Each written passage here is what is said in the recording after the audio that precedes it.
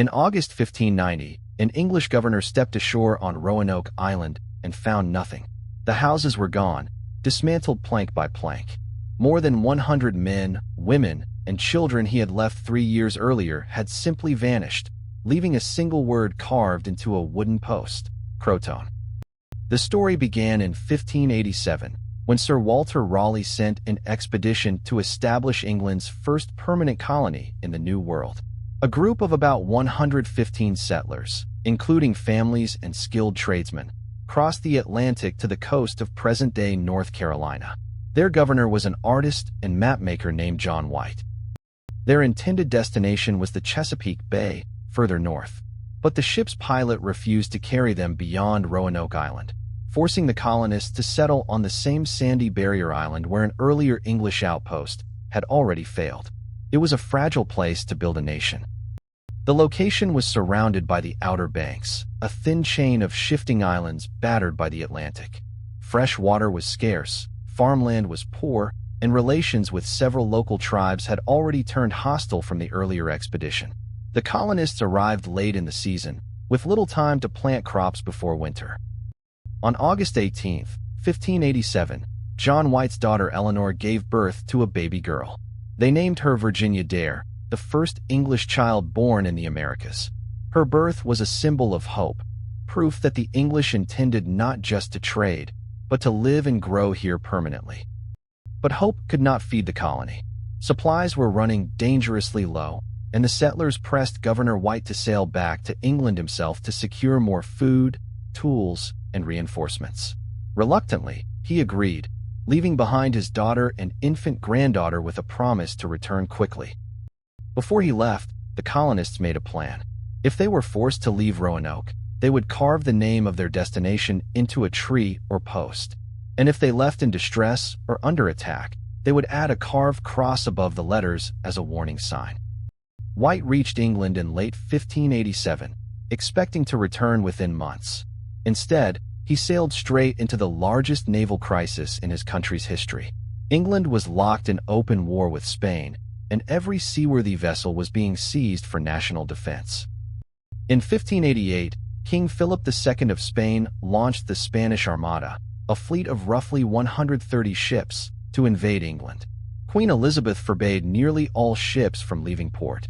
White's rescue mission was frozen, his colony left waiting across an ocean he could not cross. White did manage to charter 2 small vessels in 1588, but their crews turned to piracy instead of relief. They were attacked, robbed, and forced back to England without ever reaching Roanoke. Every path back to his family kept collapsing. 3 long years passed before John White finally secured passage on a privateering voyage crossing the Atlantic. On August 18, 1590, his ship reached the Outer Banks. It was his granddaughter Virginia Dare's 3rd birthday, and he still believed he might find her alive. He found the settlement deserted and quiet. The dwellings had been carefully taken apart, not burned or destroyed, and a defensive palisade of tree trunks now enclosed the empty site. There were no bodies, no signs of a massacre, and no graves. Carved cleanly into one of the palisade posts was the word CROATN. On a nearby tree, the letters CRO were cut into the bark. Crucially, there was no cross above either carving, the agreed signal that would have meant they left in danger. To White, the message seemed clear. Croton was a real, known place, a nearby island now called Hatteras, home to the Croton people who had been the friendliest tribe toward the English. The absence of a distress cross suggested the colonists had moved there deliberately and peacefully. But White never reached Croton Island. A violent storm struck the fleet, snapping anchor cables and threatening to wreck the ships on the shoals. The privateer captains refused to risk their vessels any longer and turned back toward England, and John White never saw the New World or his family again. For centuries, the colony's fate remained undocumented, but not because there were no clues. In the early 1700s, the explorer John Lawson visited Hatteras Island and recorded that several of the native people there had gray eyes and claimed their ancestors were white people who could read from books.